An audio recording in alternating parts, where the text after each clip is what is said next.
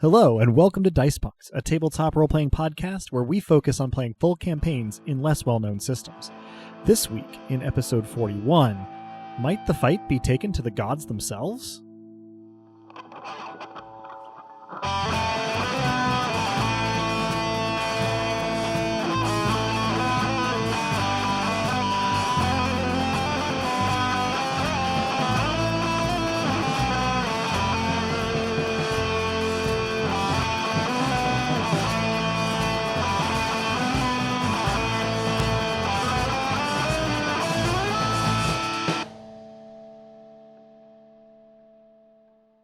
Hello and welcome. I'm Adam, your friendly neighborhood game master, and joining me are...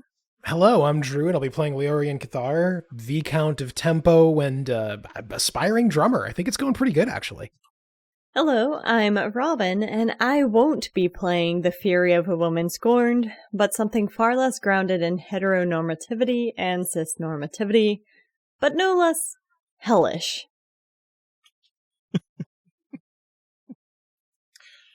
I'm Dez, and I will be playing Romnet, the Duke of Murder.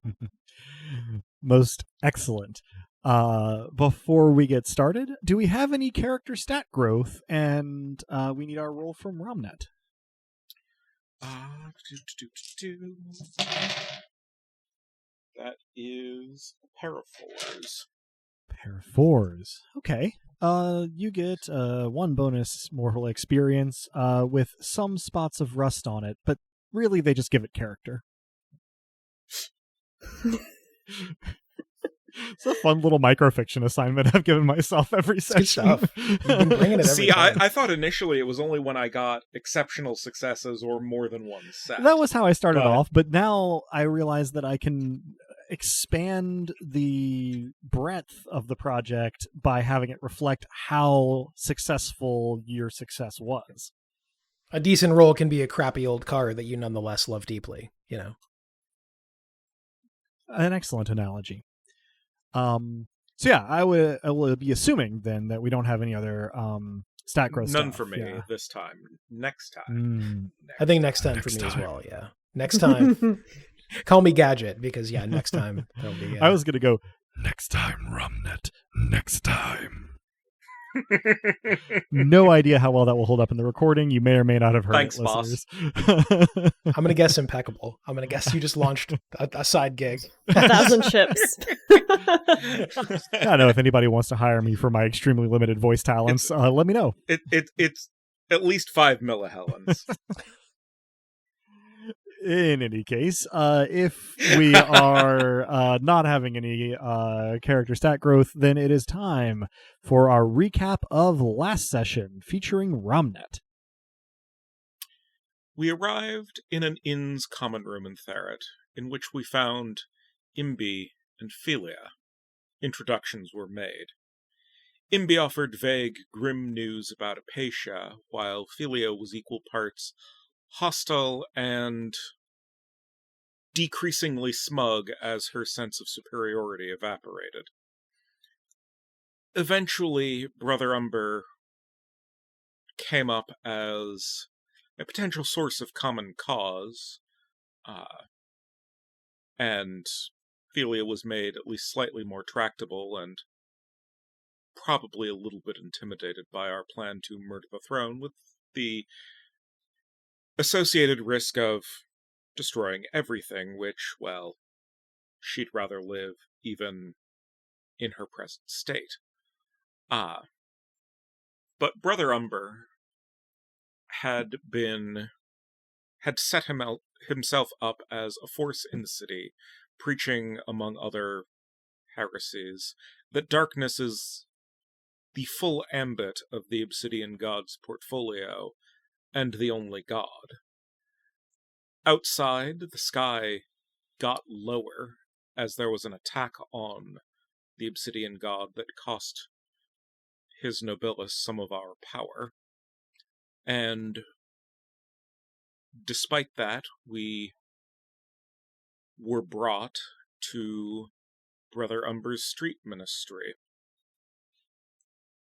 A drum was used to set him to slow motion relative to the normal tempo of reality. And Mavia displayed herself in her aspect as darkness, while I offered a small speech that helped undo Brother Umber's reputation in a murder by words. Afterward, Leorian had to repay the borrowed time, spool it back out of the drum. And he did so with an excitable young accomplice who then dashed off to, hopefully, tell a boy how he felt. Thereafter, Philia offered to join us in our insanity, as she put it, if we were to get her life back. Imbi, on the other hand, had sunk into despair due to the alliance between Nyx and Dagon, at least partly relying on Dagon's imprisonment and punishment of Apatia. Most excellent. And that is pretty much where we pick up here with Lissa's resolution right there in the streets of Therit to aid Apatia, even if it means opposing an imperator directly. So we rejoin our Nobilis with Imbi and Philia a little ways ahead of our three-player characters in heading back to the inn that they were staying in, seemingly simply out of having run out of things to do out here. On the tail of this conversation between Lissa and Imbi about Apatia. And there, I turn it over to you, dear players. Well, our ultimate goal becomes ever clearer, it seems to me, but our immediate goal remains less certain, it seems. Well, I think our immediate goal is certain. It's just a matter of figuring out how we go about irking the ocean. Especially in an alliance with Nyx, I think I probably left it out of my overall rundown before we started recording, but one of the things that Philia warned you about is that Nyx has, after restoring the sort of holy sites of the ancestor animal spirits in Diamacor, has the cooperation of those ancestor spirits now. Mm-hmm. So if you oppose Nyx, you may be tangling with those. And then also the deep is its whole own thing. The deep is indeed a whole thing.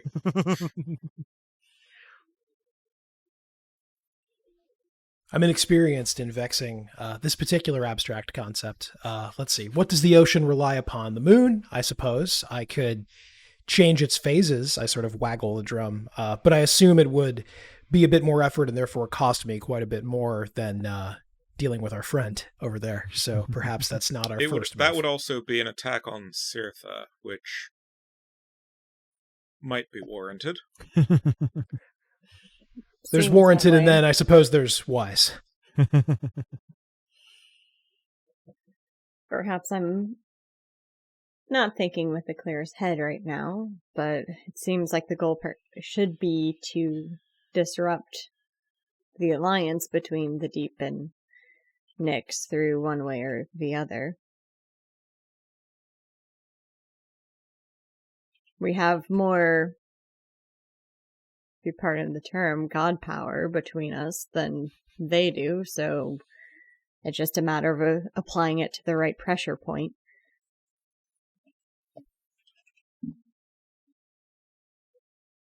Indeed. I'm thinking of what links the deep with the heavens, but that's not the question. It's what links the deep to the dark.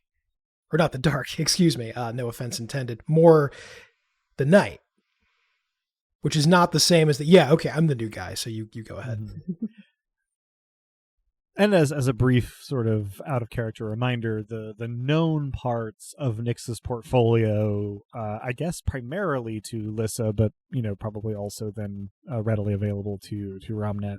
I mean, sensation and silence. Sensation, silence, and night. Mm-hmm.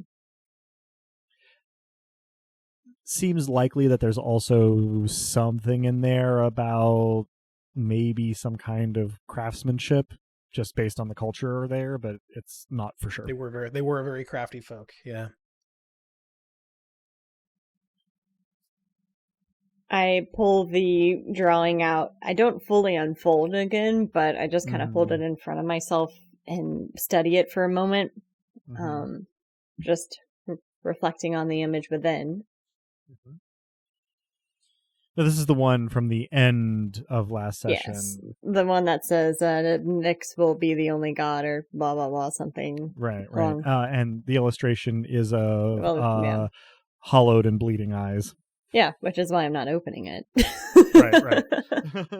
Just reminding our listeners. We simply don't need that energy right now. Yeah. No, that is the opposite of the energy we need right now.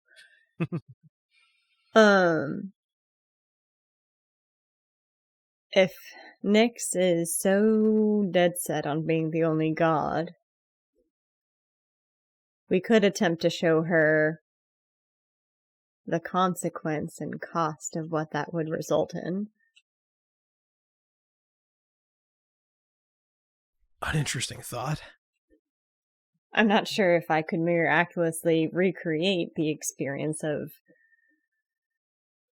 the over-god's previous despair and sacrifice. Well, your fury. I'm sacrifice.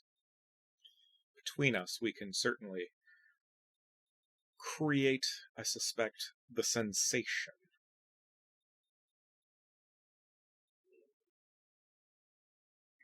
And I imagine that may at least temporarily require apatia, but it would come at great risk to us. Well, at a minimum, it would get Mother Nyx's attention. Perhaps we should start it with a prayer.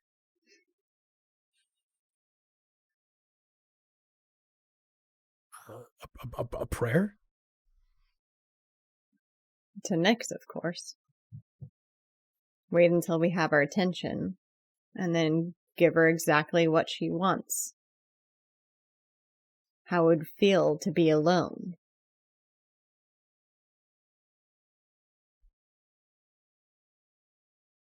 And tempo could make it seem eternal.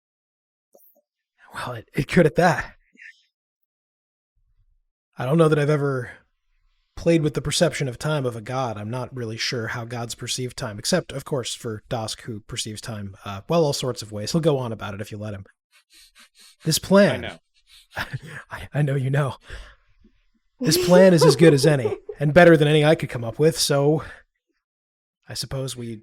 Fine. The problem is mostly a matter of Auctoritas.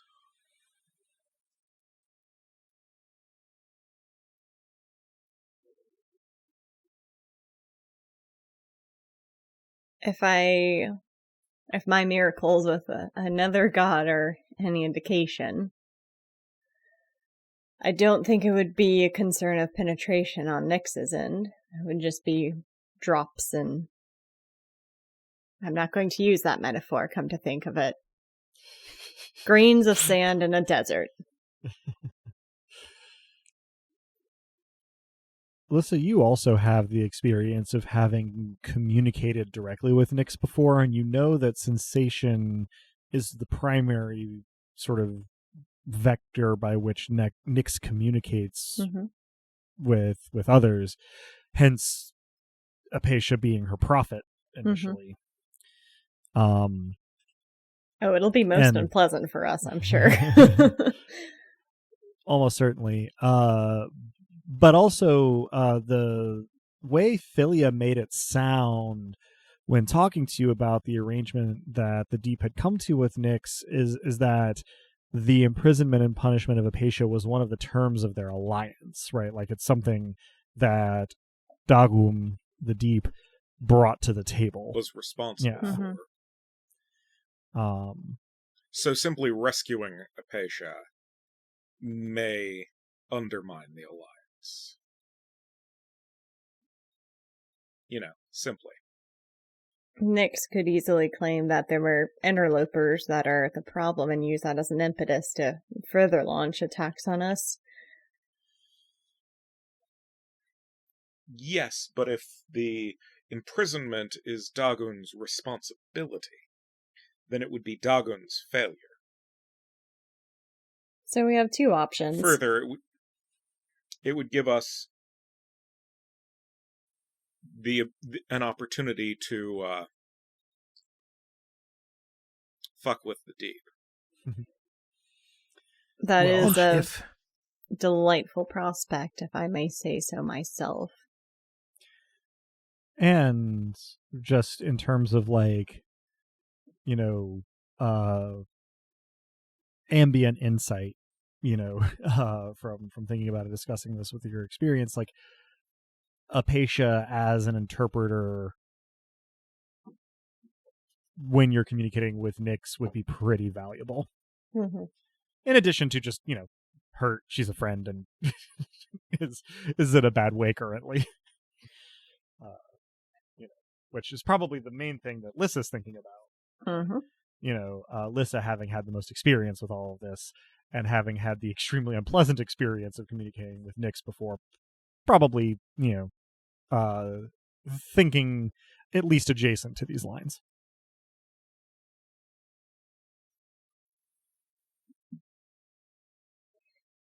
So how do we jailbreak Apatia? She could be anywhere in the ocean.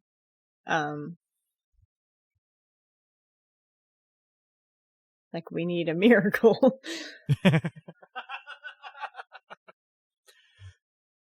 Almost like that.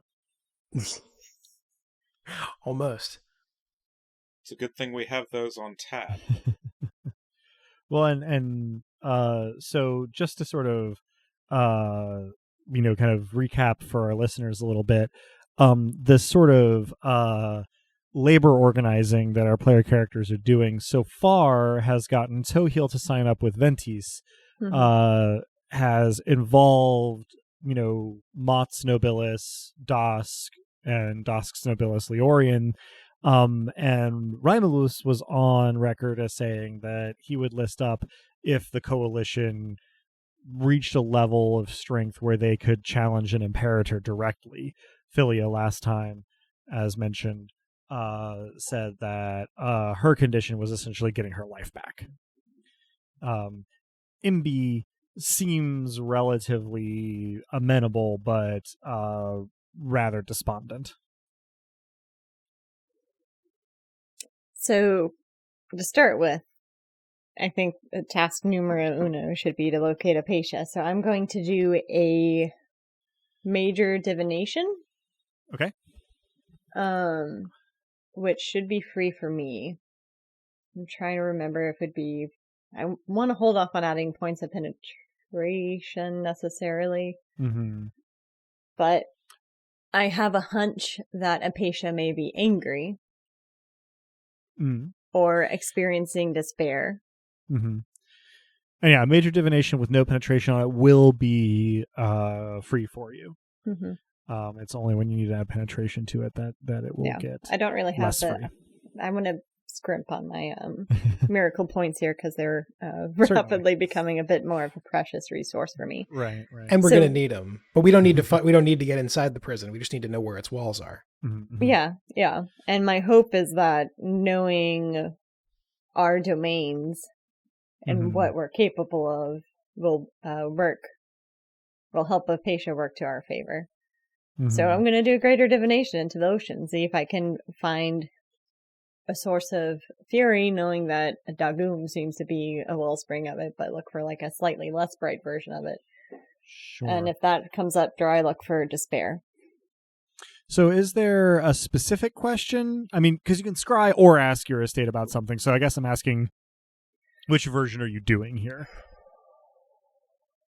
So I can ask my estate or scry.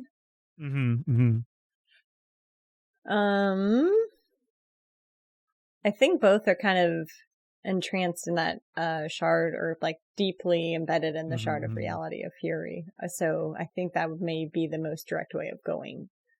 And that's the side I've used on the ocean before, so theoretically speaking. Sure. Fingers crossed. So yeah, the difficulty you run into is that, yes, there is just an ambient fury in the ocean past the shallows, where you essentially run into, as near as you can conceptualize it, the person of Dagum.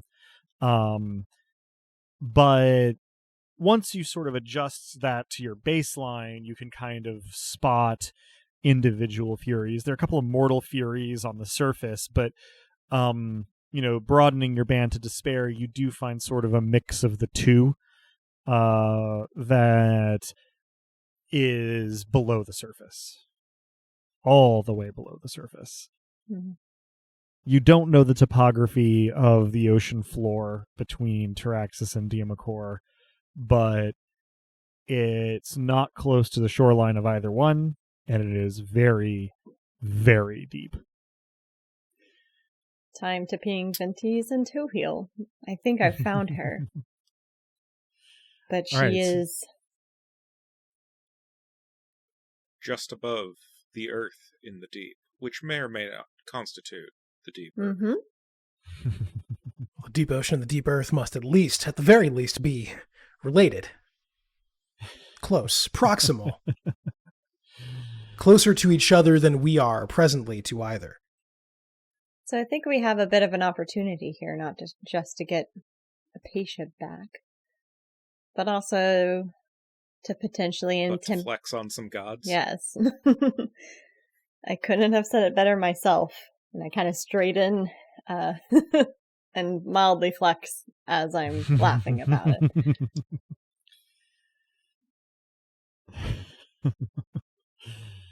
I guess it should be me to reach out to Toheel, hoping that there's some latent connection with the forge. Okay. So you are attempting basically to pray to Toheel? Mm-hmm. All right. I am a fiend for doing rolls. Yeah. You? A little bit. But I'm going to give you a sense plus empathy roll, 2 plus a master die. Woo! Let me get out my special master die. I'm off to a solid start. 2 4s. 2 4s. So here's a fun thing. How does Lissa pray to the deep earth? Toheel, you may not know me, but the power of the forge calls upon you and your friendship, and I need your aid. You are immediately wreathed in a close darkness. You cease to feel the air move around you, and light is gone. If you concentrate, you can still sense the street you're standing on, but you've basically, to disrupt the atmosphere a little bit, been taken into a private chat room, that reflects Toheel here. Oh, good. Thank heavens. You said Toheel has entered the chat. I was like, dang it. It just so happens that the deep earth doesn't get a lot of light. Yeah. And so you hear Toheel's voice, although you cannot see him. He says, "Yes, welcome. Once again, Mistress of the Forge. It is good to hear from you so soon. You require my aid?" Had to get the squee out of my voice. Did I mention that I love fruit pass? It's come up, yeah. Here and there. Just here and there. Yes. Ahead of us lies an opportunity to apply some pressure to a god that's moving against us, while also securing additional allies to our cause from multiple imperators, and to rescue a friend of mine. Worthy causes indeed.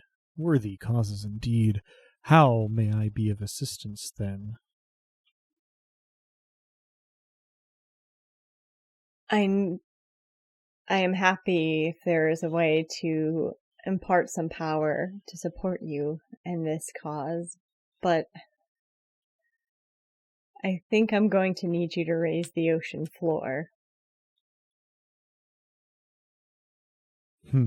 You don't ask for small favors, do you? Well, I'd return them in equal scale, I'll have you know. Of that I have no doubt.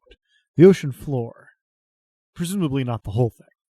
Can I perform a miracle while in this sort of private chat room to ping on where the Fury is and Despair that I believe is Apatia? Not just physically ping it, but sure. Drop a pin, iPhone style, if we're FaceTiming. It is a little bit more involved than that, but it is still like Ghost Miracle. It just takes a minute, to sort of communicate everything through miraculous and verbal means to Tohil. But you managed to sort of, give him the area that you found here. Says, having it that localized does make it easier, but we will require enough power to overcome the deep's defenses. Everything below a certain depth seems to be his chancel, so it is very difficult to alter. Fortunately, the ocean floor there seems to be very sandy, so in addition to being proximate to my realm, my mistress can help as well. Well, if it's his chancel, I can also... That's not actually being conveyed. Right. Nevertheless. As table a talk, world yeah. If I were to speak any of what I'm hearing out loud, would they be able to hear it? You have no way of knowing. I'd probably try it awkwardly. All right. I'm going to make a chaos roll. For those of you standing in the street, Lissa says that she's going to try to communicate with Tohil and then sort of goes very zoned out, which seems about par for the course. She utters a prayer and then sort of goes, all glassy-eyed. And then after an interval, starts shouting some of what you have just heard us converse. Not maybe quite at the top of her lungs, but very loudly. A battlefield bellow, if you will. Sand and rock. The ocean floor. That sounds like it's going well.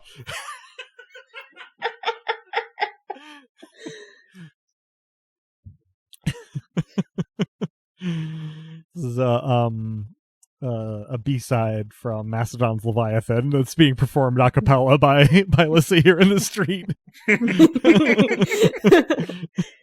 If it helps, friend, I've learned that I'm rather good at enlisting fury or eliciting fury from even rock and sand. Fury does make things more energetic, but also makes them somewhat harder to control. I'll consult with my mistress. When are you looking to move on this? The one I'm trying to rescue is being punished as we speak. Sooner is better, I understand. Well, if it will help enlist people to our cause, so much the better. I will re-establish contact with you once I have had a chance to confer. Any power you can contribute will be not only useful but necessary, so if you can find anyone to nettle in the meantime, so much the better.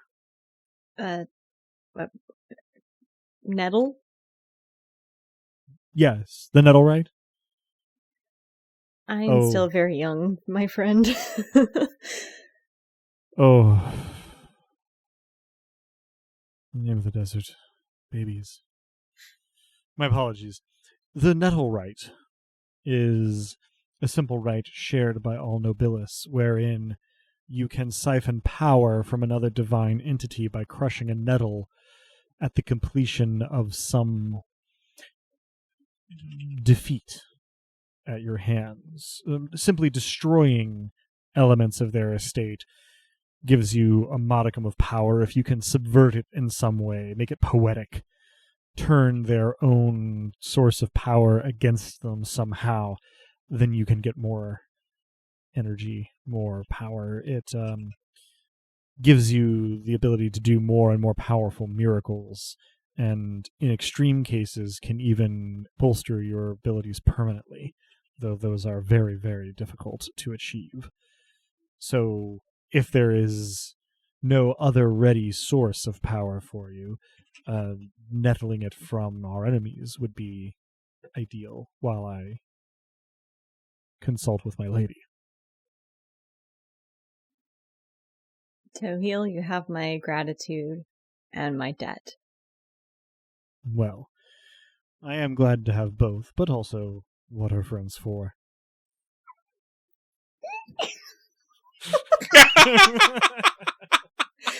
The squee has been captured on mic. It's only a matter of time. I've been fighting it the whole time. The squee is in the can. Repeat, the squee is in the can.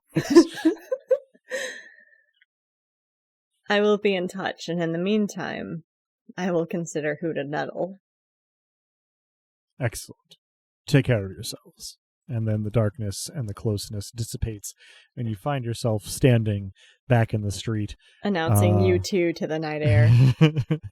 At a surprisingly loud volume. You sort of recoil from it and realize that that must have been the volume you were at. Your throat feels a little bit. It is also, just to make sure we're on the same page here, early afternoon. Well, I relay the information that I just learned at a much more appropriate volume to my friends.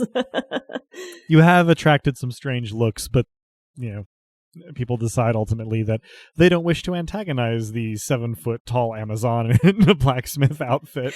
Yelling about horticulture in the streets.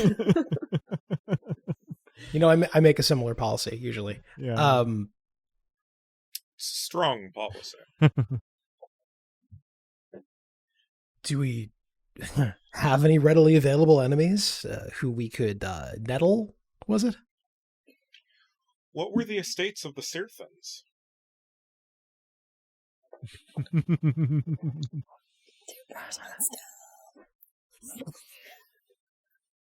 It seems like an awfully elegant idea. That was actually an out of character question. Yes. Oh, I see. I took it as being in character. My mistake. I believe that you've got the sun, the moon, and ignorance are the ones that you know of. They refer to Cirtha as the Lord of the Cosmos, but you don't know how that relates to specific estates. So if we blot out the sun and the moon and make them not visible from the earth, like you were suggesting last time, we can get extra power from Mott. I mean, because this does sound like it's within Mavia's purview.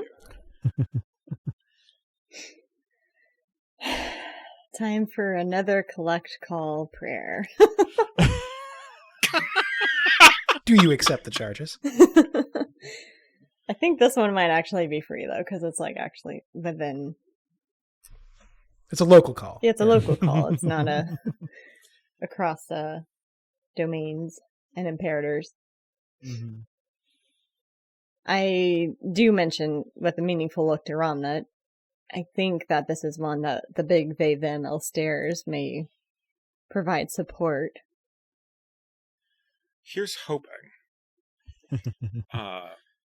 I hand the reins. Is there any way that I might be able to assist and or get in on this? Mm-hmm. Murdering light. Finally causing. Oh my gosh, the credits can roll this episode. It can if we pull this off, it's going to be Nightfall.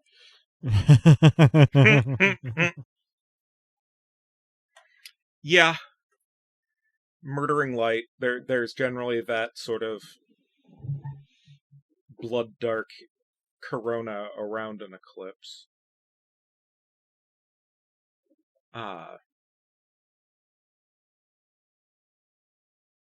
I would be happy to put some power into assisting on this. Excellent. But first, let's give the Obsidian God a ring. All right. One ring. I do invite Romnet to participate in this with a apologetic look to Leorian. I hold up my hands as though to say no apology necessary. I'm well aware of the political situation. And for effect, I may do a ghost miracle of darkness on the off chance. And also hand over the reins to Mavia. That's what I was saying earlier. In hopes of reinforcing the connection. Excellent. So darkness blossoms from you as Mavia takes the reins, and it would be a little too concrete to say that it cocoons Mavia and Romnat, but certainly sort of like billows outward and sort of flickers around the two of you. What is the content of your prayer? O Mott, dark progenitor, seek your aid and assistance. We would strike against those that have lashed out against us. You hear Mott's voice almost immediately. It comes, my children. We have been attacked in our own home, within ourselves. Treacherous servants of Cirtha have struck a blow against us. And we seek to return it on display for the entire world to see. Marvelous. We will do what we can to support this endeavor, but know that our reserves are limited in the aftermath of this assault. We seek to nettle Cirtha. After all, the sun and the moon are theirs, and darkness is yours. So if there is an eclipse, and then perhaps the sun or the moon do not reappear thereafter. Well conceived, my children. This is an investment of power, to be sure. But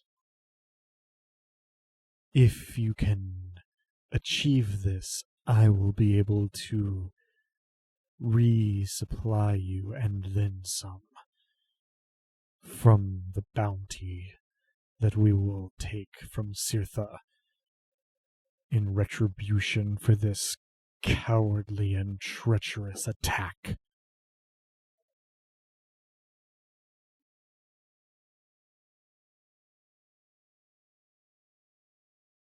Where do we get a nettle?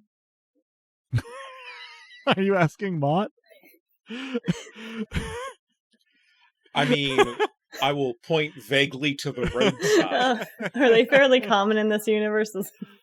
Sure, you won't find them in the city, but you won't have to go miles and miles to find one. Maybe I don't ask that then. I just remember the previous one being a boon. Well, let the record show that while they've been doing this, I have been foraging for nettles, perhaps without success, since I've been keeping it local. Fair enough. The nettle was not the boon; it was hidden within the boon. Yeah, it was something that when Mott created that boon was a function of the item, and presumably it was something that Mott was either able to manifest within the chancel or was brought in by the Timothys. Also, I did it on purpose this time.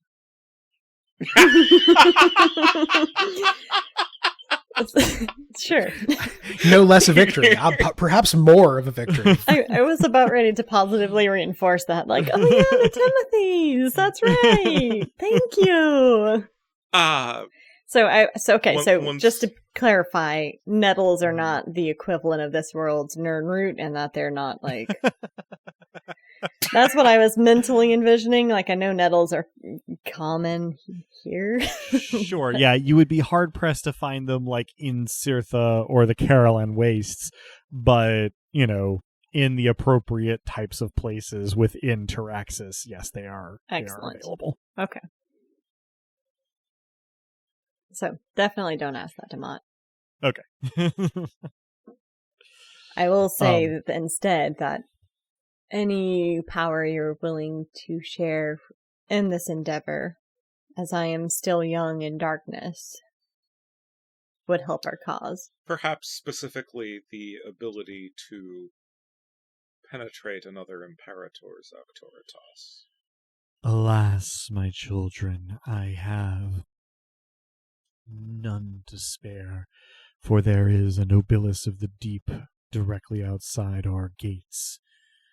And should I let our defenses slip by siphoning power to you, then we will feel their wrath, we are certain.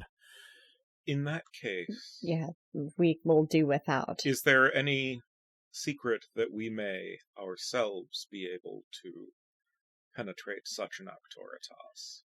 Feel free to make me roll something, because I am trying to get this secret.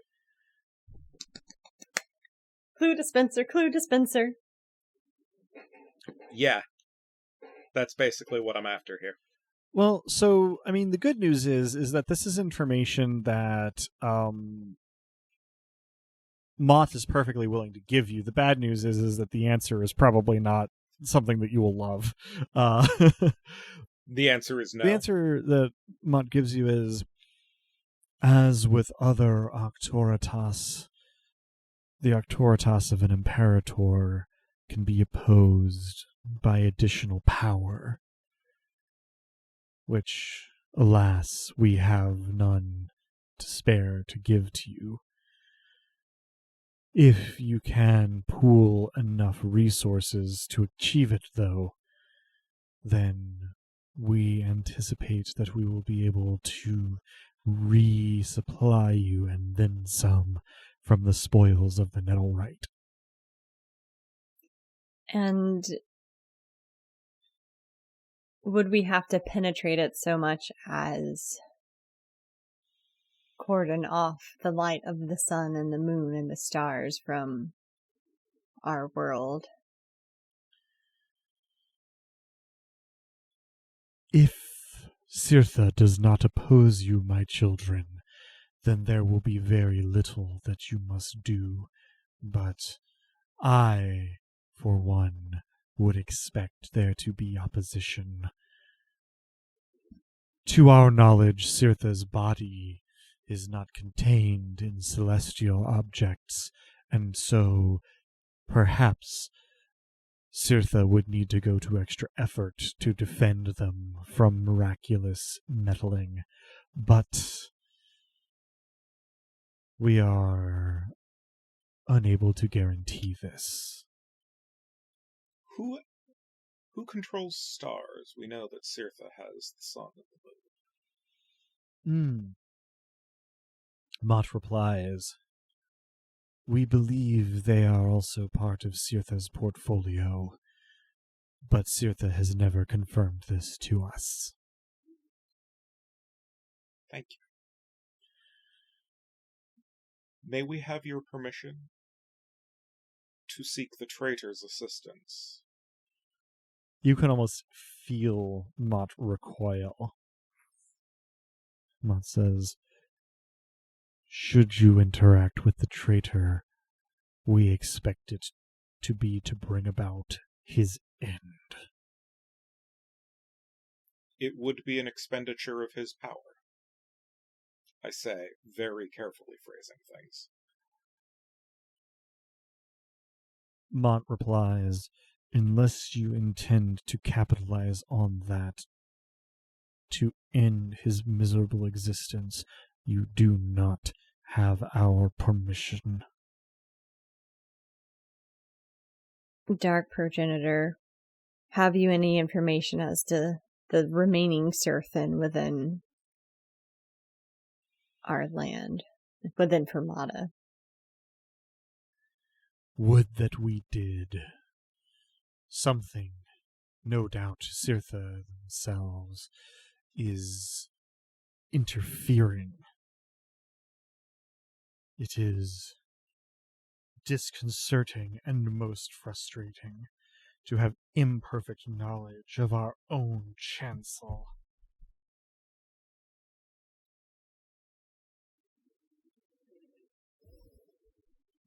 What was the nature of the attack?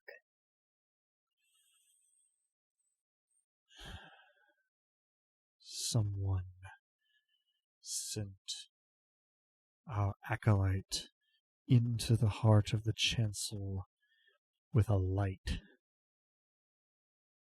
We are uncertain how this happened and are reviewing the acolyte function currently.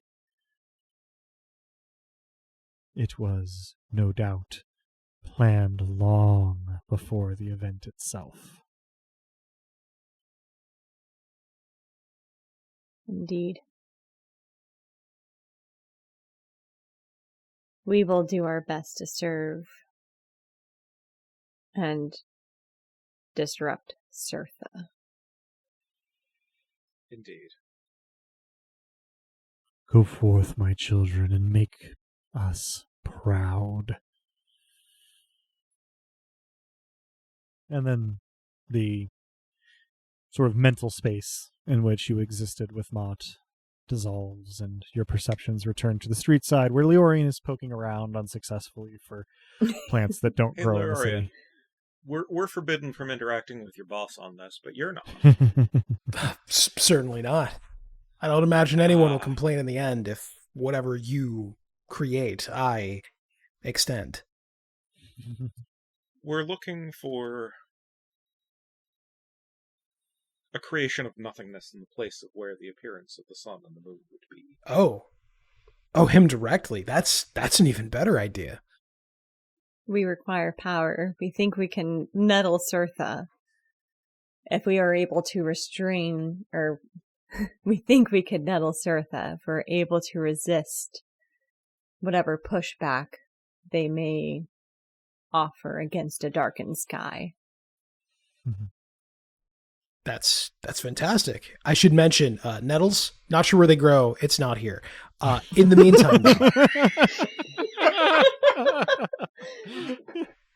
meantime, I can get in touch with the boss, as it were. So I think I make a local call. How do you draw Dosk's attention to you? I say, I have got such an opportunity to in nothing something.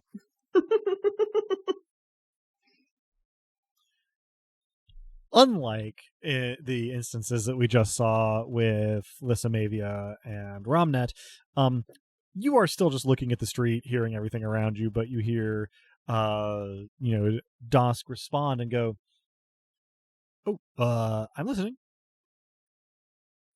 All right. So before I begin, very important.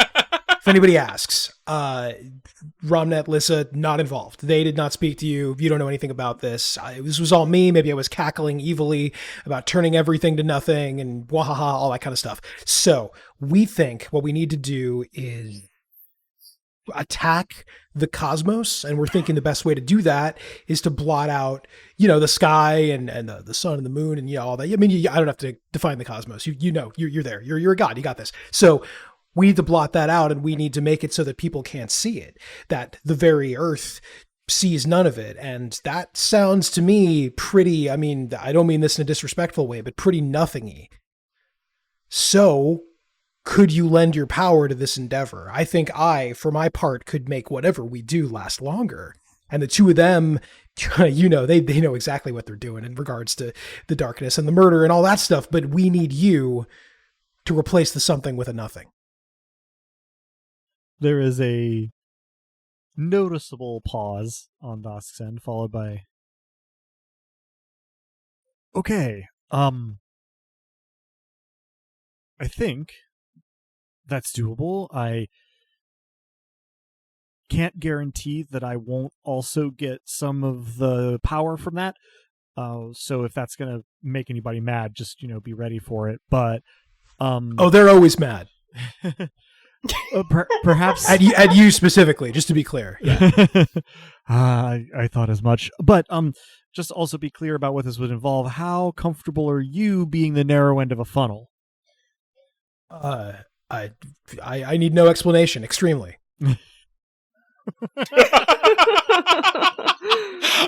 Oh my. Today we learned things about Leorian. For no good reason, maybe it blushes. The fact that you said I need no explanation. It's a level of trust that is probably not healthy, but it's also a level of gameness that is probably charming. Not healthy. Well, yeah, that too. Yeah, that's true. I was gonna say in character, but yeah, in character is the main thing. Yeah. Yeah. So Dusk says, "Yeah, just wanted to make sure." So, I think probably my role here is mostly gonna be providing juice to this thing, so that's going to come through you. Just know that if you've ever wondered what it's like to be, let's say, the part of a log in a river that sticks up above the surface, you may find out. Kind of been there. It's got some high points, but, don't want to oversell it. Maybe not a vacation. Got it. Juice, funnel, log, on it. Rock, paper, scissors is really weird in this world. Juice overflows funnel, log splatters juice.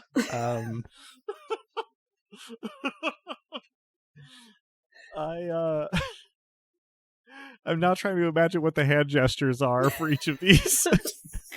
They mostly obscene. Yeah, I was gonna say, I bet. 100% not safe for something. Yeah. So anyway, how can something this abstract make me blush in real life? That's okay. The miracle of tabletop role playing. All right, I'll be over here. As an aside, just wait till we get to Hardwired Island and everybody has like augments and stuff. Anyway. Yeah. So Dusk says, yeah, I feel like probably the best thing for me to do is to supply some fuel here, because that way I don't have to be super directly involved. So if you can pass it along to, your comrades there, and they can take care of shaping the miracles, it should be relatively obscure to my former boss what's going on. And also, just spitballing, but if you haven't already, you may want to warn the Merchants Council what you're doing, because some people kind of freak out when the sun is occluded and there's no prediction of an eclipse. Just may want to let them know what's going on. I feel like I've probably made Uncle Melly mad enough lately. Yeah, sure. Yeah, absolutely. Look, I don't know that I can help be the funnel and also repair all this family stuff, but I'll do as much of both as I possibly can. I appreciate that, but just to be clear, not on you to repair anything, just, send a message, maybe, that the sun's going to go out. Sure, just the top of the log. Got it. Rest of the log we worry about later. And with that, Dosk's presence in your mind is gone. All right, so he's in.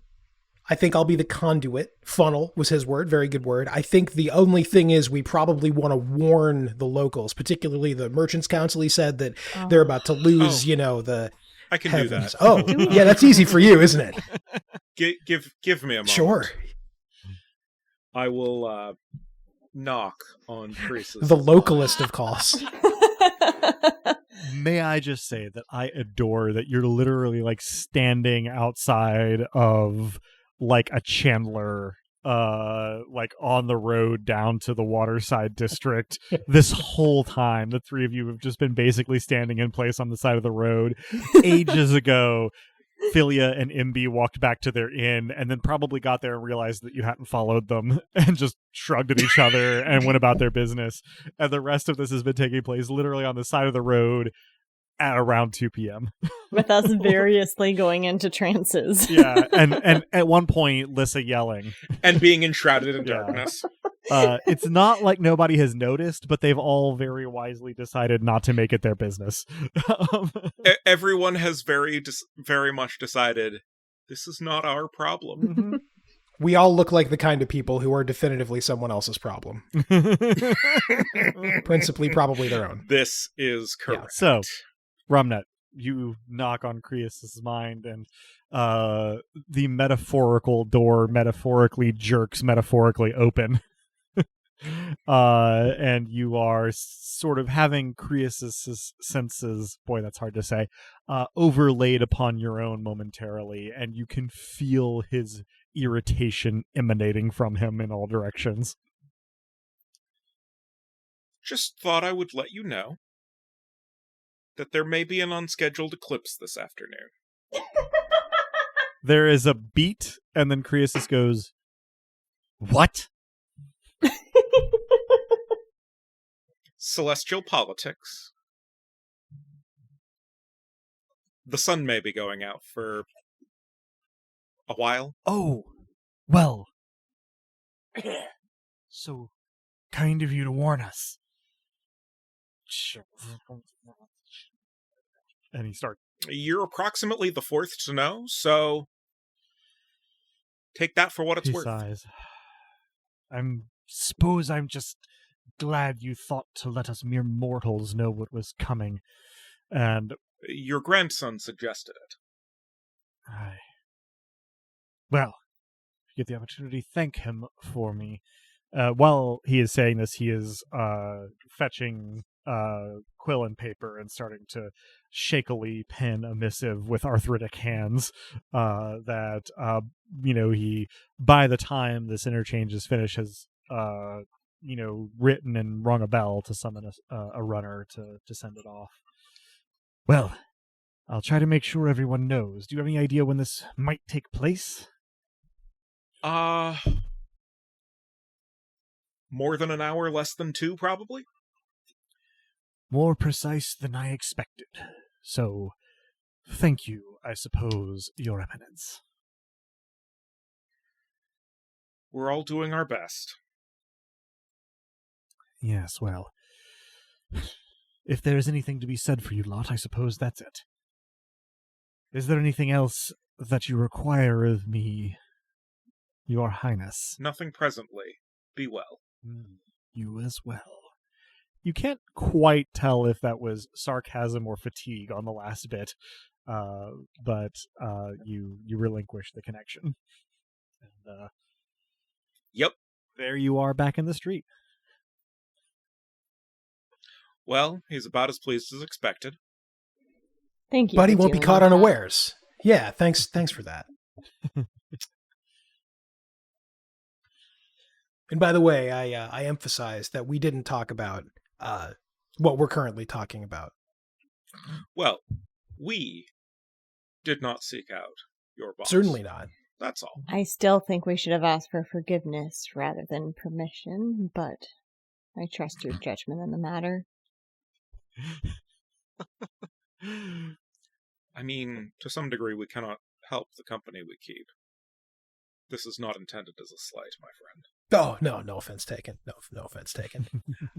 But I I would can't help assume we me wouldn't either. want to draw their attention to it either. If they want to know, they will know. It's not as if we've been carrying on surreptitiously. True. If anything, this may win you credibility. I'm with, the big they them stairs. I mean, the lower the count gets, assuming we're successful, the less room there's going to be to maneuver in the, the dark. Poor choice of words. We still need to find a nettle. Would it be funny if that was the hardest part of this? Honestly, I should have asked Croesus. That would have gotten a good reaction. Yeah, you just Quite pop possibly. back in. I will also point out, right, like this is stuff that you guys would know in character, like you can buy nettles. Like people make tea out of them. They're actually delicious. Yeah. I mean, that at least is an excuse to go back to the common room with Imbi and Philia. Mm-hmm. True. Let's find a Nettlemonger and head back toward the common room. Nettlemonger. Oh, bless you, Drew. I love putting monger behind things that don't usually have them. It's always good. It's always the correct choice. It is very rarely a bad thing, yeah. Now I'm also just thinking, I don't know how often I've brought up Fallen London on this podcast, but if I can just throw that as a thing at anybody who hears this, it is a setting, in addition to having some of the best writing in games or indeed any medium that I've ever encountered, has a character in it called the Cheesemonger, who is essentially the spy of spies. And a good question, not a wise indeed. There's just so much there. I will leave it here for now. But boy, oh boy, if I've never thrown that at anybody who hears this, Google it at the very least. Oh, if you like this, you might like that a whole lot for sure. Yeah, it is extremely good. So you proceed up the hill in the direction that Imbi and Philia went, and retrace your steps back to the inn in which you met them last episode. And sure enough, as you come in, they are both at their table that they were at when you first encountered them earlier in the day. Though Imbi is in the process of eating, while Philia is staring extremely intently at the process of Imbi eating. Sorry, I was going to say, otherwise the lunch crowd is just filtering out. It's not very busy. Continue. I change quickly back into Alyssa as I notice that there are other folks inside, almost as I pass through the threshold, like one might take off a winter coat. Mm-hmm. Yeah, the shadows sort of writhe back into you, and the driver's seat changes hands. Hi, friends. They look over, and Philia sort of gives you a slightly blank stare, whereas Imbi gives you a slightly animated wave with a hand that has a fork with some cheese on the end of it, and then she pops it into her mouth, and Philia, watching this, sighs wistfully. I found her.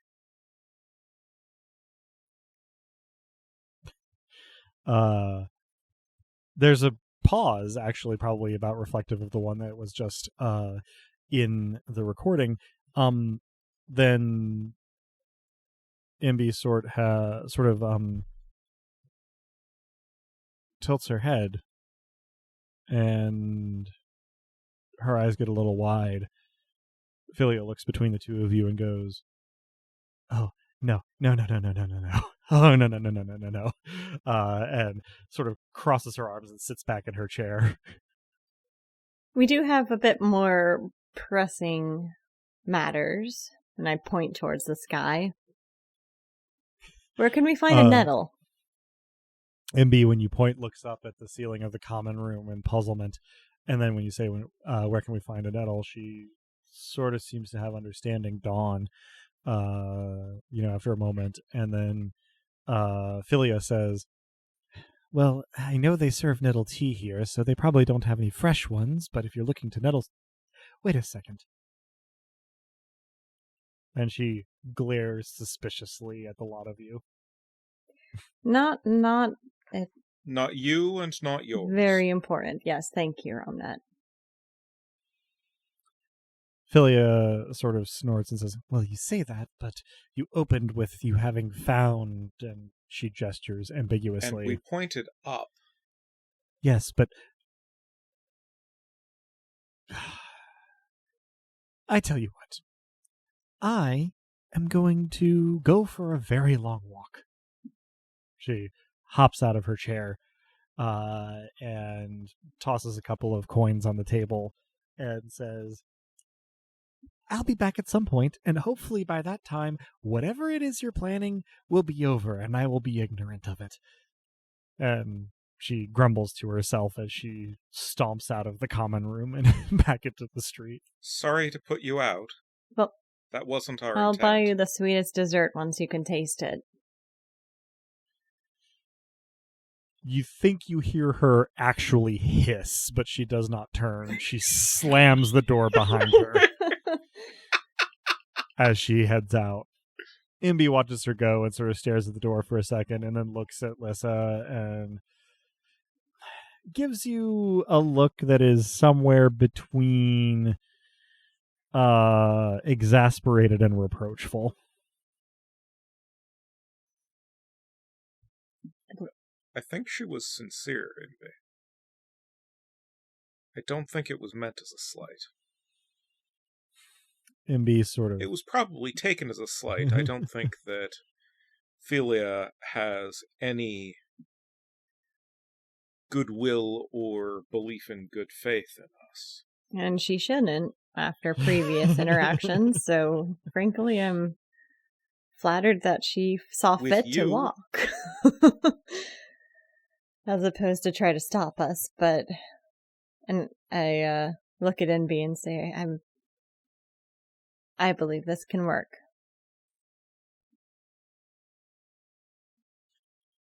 Imbi sort of nods a little bit reluctantly and then gestures towards the common room's bar as presumably your next step in figuring out the whole nettle thing. Can I do... Continuing my long legacy of speaking with plants. Mm-hmm. Another greater divination. Looking for a bed of plants somewhere. That is a... Can I roll knowledge plus lore? Affronted... Yes, do that too, because this is probably a shot in the dark. I want to find a bed of plants that is affronted by the presence of a desirable weed. Interesting. Let's get Romnet's lore roll. Mm-hmm. Because honestly, it just seems like 3 9s should tell me where nettles would grow. That is far better suited for the task.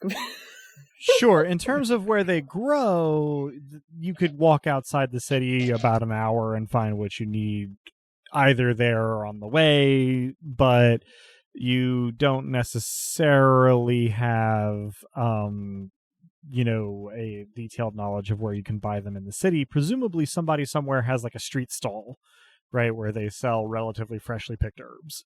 And that would be the sort of place that the inn would get its nettles that it would dry for using for nettle tea. Yeah. Where's the bartender? That might then lead to an inquiry. Yeah, well, that was Imbi gesturing at the counter, right? Okay. Okay. I thought she was I swear I heard common room instead of counter, so that makes more sense. Sorry, that was probably just me not enunciating very well. So I will try to get the bartender's attention because that is something that is much more reasonable than trying to talk to plants. It is very easy but way less to fun. Get the bartender's attention. The common room is relatively empty after the lunch rush.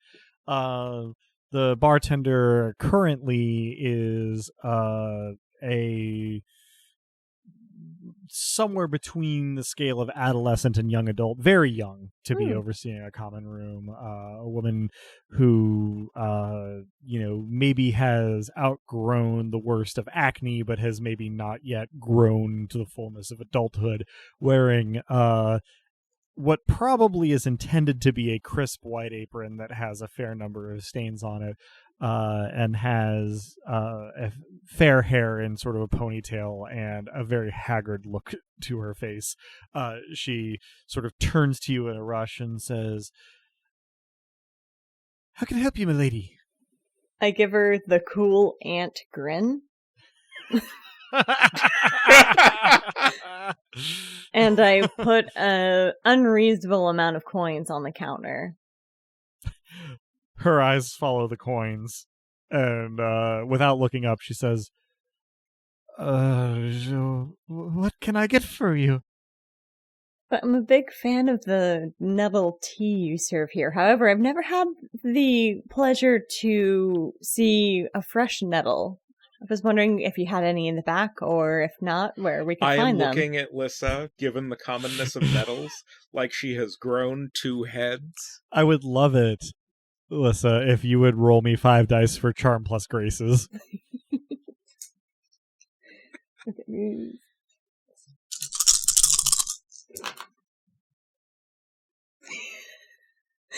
Oh, the dice have been hating me these past 2 weeks, but I have eked by with 2 ones. All right. Well, that is a success. The girl tending the bar gives you an extremely odd look and says, "Why? Well, we get ours from a supplier near the Gate District. I can give you her name and location, and you can see if she's got any, I suppose. I suppose you must not be from around here, but you sound Taraxan." I'm a city person. Suppose I could say the same about myself. She looks down at the coins and goes, "Is there anything I can be getting you, ma'am?" No, if you can just point us in the direction of this dealer, I think that would be more than enough. I'm feeling generous today. She looks at you, looks down at the coins and goes, "And that's the truth. Well, and she gives you directions to a stall near the gate square and sort of doesn't look up from the coins the whole time, seemingly expecting you to take at least some of them back before you leave. And yet. I do not. And maybe in the conversation with continue to take good care of my friends, and I nod towards NB and her companion as well. She nods. Celia's gone. Yeah, I gesture to the door with my head. She nods uncomfortably and says, "Hey, do you know what's wrong with the lass who left? She doesn't look well." It's just her complexion. She's from... And I vaguely gesture in the direction of the ocean. Oh, is that right? Well, I've been wondering when their parents will come to collect them, but they've been no trouble, so yeah, we'll look out for them. I'm their aunt, so they will cause you no trouble. You can trust Aunt Lissa. You can trust Aunt Lissa. She looks down at the coins on the bar and says, "I suppose I can. Have yourself a nice day, Miss Lissa." She looks uncertain. Romnet is working very hard to keep even a modicum of a straight face. This is amusing to me to imagine because you're standing in the background with your smoking void skull trying to keep a How straight straight does that face get? Yeah. I mean, not very considering, but still. Well, to be fair, right, smoking void skull is a figurative description. You still have like skin and flesh and everything on your face, so expressions do work. But it's just the eyes and the hair. There's Although I imagine that my eyes are still quite expressive. Yeah, well, I would say so. And the main thing is that whatever your hair and eyes are doing is distracting from whatever your face is doing. In any case, listen, when you turn away from the bar, there's like a count of 3, and then you hear the coins being slid off of it somewhat slowly and tentatively. But yeah, you have the location of an herb cellar.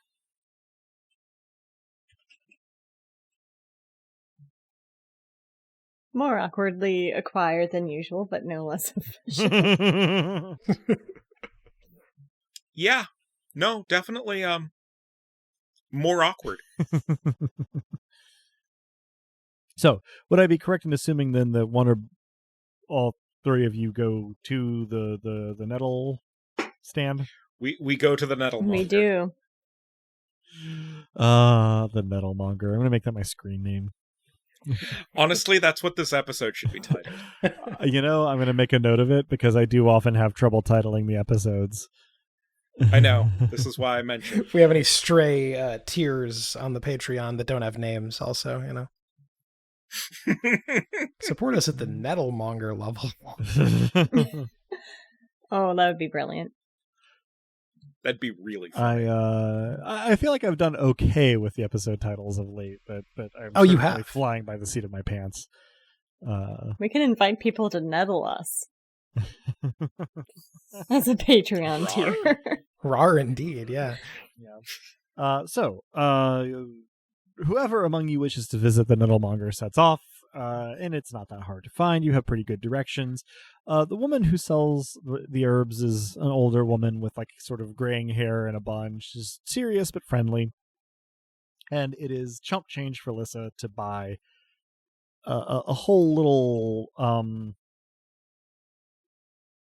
sheaf of nettles, sort of bound up around the middle. I give her a little extra. She's grateful but gracious, and the nettles are sort of the bottom half is bound up with burlap so that you can carry them without any concern over getting stung. She wishes you good tea making, and now you have a fair number of nettles. So I believe you have most of the preparation necessary for attempting your operation here. Mm-hmm. Indeed. So, nettles in hand, what is your next step? I think the time has come, has it not? Mm-hmm. How long has it been since I gave Croesus warning? Oh, let's say travel time, conversation, other prayers. Let's go with like an hour. We're within the window then. We are within the window. A perhaps useful thing to establish, where do you want to be as you undertake this? Probably a safe distance from the water. Mm-hmm. And reasonably close to perfect darkness? Darkness.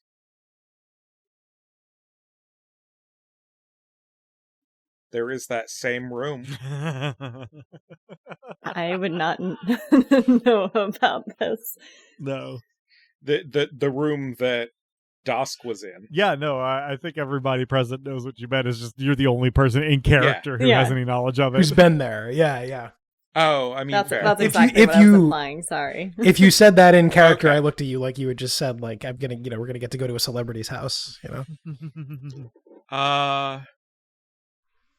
somewhere between that and we're gonna get to touch the true cross, We're going up to where your imperator became. Oh. I try and fail not to look impressed, and then I realize that this is probably a little heavy for you, and adjust my reaction accordingly. I'll send word ahead, as it were. Thank you. That we would like access to that room, if you would please, Croesus. Your response is a heavy sigh, but a sense of assent. And by the time there's something about getting like a divine communication and just sighing heavily that I adore. Yeah, I like to imagine that that's the way a lot of Old Testament prophets reacted. Like Nahum, Motherfucker, you again. This I need. Ugh. Exactly. So by the time you arrive at Lid Manor, the gates open for you. The folks manning it have been warned of your arrival, and a page shows you back to the room that Romnet you will be familiar with and perhaps have conflicting feelings about, but for our other two, it is an interior room high up in the manor that seems meant for private meetings. I mean, we are having a private meeting with reality. Yeah, and it is conspicuously absent most furniture. That's fine. So I guess it's now or never. The funny thing about this is that for all the times I've joked about moving heavenly bodies for someone else, this is the first time it's actively been true.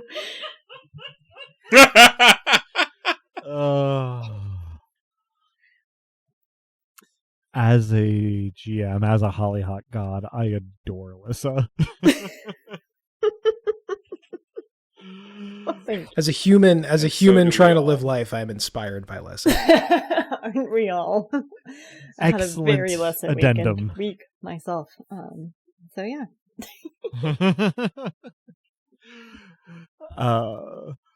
So you are in this room. The darkness is nearly complete. How do you do this? What's the order of operations? Who does what? What are the miracles involved? I imagine. I saw your cursor hover over a lesser creation. So I. Oh. Well, that's just where it's sitting from quite a while ago when I first opened this tab. Okay. It's up to you all to decide which miracles you're using for what. I mean, real talk. I think this is a major creation of it is with some penetration. So I'm gonna have to siphon off 3 points from another category. Yep. So for our listeners at home, a major creation is level 7, which means that for Mavia, really, the Dark Viscountess, this actually means using 5 domain miracle points with no particular penetration on it, and between the two of them, Lissa and Mavia have 2 domain miracle points. So there's where we get the 3 from, right of the last trumped, as it were. Sorry to interrupt you, Des. Oh, you're fine. I think that it's probably also a major creation of murder for me. Mm-hmm. Which, again, lots of points there. Sure, for our listeners with no penetration on it, that costs the remainder of Romnet's domain miracle points at 3. And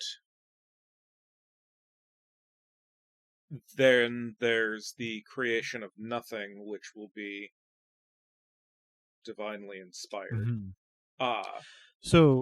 And the supply of penetration points. Right. So Leorian, your primary role here is to funnel Dosk's power into this situation. So that would be creation of nothing, as well as the supplying of additional miracle points for penetration. So that makes it up to Leorian to decide how much penetration goes on these miracles. Sure. So am I already spending money to get to a major creation of nothing, or does that come free because it's not my power? And then my points just the penetration? So I'm going to rule that Dosk is using his own power to create nothing. Okay. You must supply the penetration for that. Got it. So since Dosk is supplying the power of nothing, this is really not a situation that's totally come up before. Do I essentially get 2 points of penetration for free since my domain is 2? No, because you do Okay. not have the domain of nothing. That You makes are sense. basically spending miracle points 1-to-1 from domain and 2-to-1 from anywhere else to add penetration to any of those 3 miracles. Gotcha. So if you want to Gotcha. put 2 penetration on everything, that's 6 miracle points. Yeah. I will also spend 4 other miracle points. On Yeah, this. what how does I remember there being a certain hold on. I remember there being a certain like you can only do it in units of so much for Right of the We Last have Trump. But we mostly kind of been ignoring that. that. Yeah. We okay. technically in the rules of Nobilis 2nd edition, you can spend miracle points in intervals of 0, 1, 2, 4, and 8. We have been ignoring that. We have been being more granular. So I'm not going to impose that limitation now. I could spend... I want to hang on to some of my... At least 2 of my spirits, so that would like make it the same as me spending all my realm miracle points on Rite of the Last Trump. So that would give you 2 penetration. Yes, that I can throw in. So each of us are contributing 2 penetration to our own. Okay, so that gives us 2 penetration on this. The murder, 2 penetration on the darkness, and so far 0 on the nothing. I'll add 2 to each. Okay, so and in fact, let me bring each of them up to 4. So I'll add 2 to the other 2 miracles and then 4 to the nothing. Okay. Yeah. Cool. Okay. So that'll use all my domain miracle points, and then I'll do some Right of the Last Trumpy stuff as well. All right. So everybody is in this room, and one of the fun things about the Nobilis system is that it doesn't really involve a lot of theatrics for most miracles. You just do it. You can just be standing there perfectly inert and still do a miracle. Which means that in this dark room in the interior of the Tower of Lid Manor, there's suddenly a massive harmonic thrum of power as all of these high-level miracles, we're talking about essentially word of command level miracles. They're at like level 11 once we add the penetration. To some of these are going off in tandem. And so you don't actually see anything from your position in this tower room, but you can feel what is happening here. And what happens first is that the sun is occluded. It's nothing so precise as a solar eclipse with the moon coming in between the earth and the sun.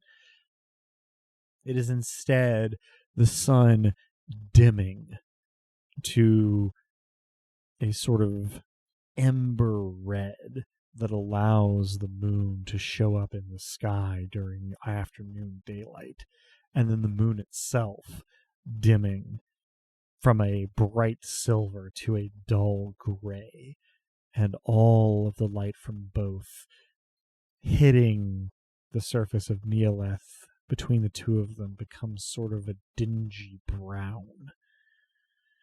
Now in Ferret, there isn't too much panic because Croesus was warned and runners went all over to warn people that like, oh hey, there's an omen, there's going to be some eclipses, don't worry too much about it. But there's still at least a little bit of alarm because this is very unnatural. Elsewhere, you aren't really sure, but you can imagine that people are a little freaked out. Regardless, these miracles take hold. The penetration is sufficient. Cirtha has been overcome.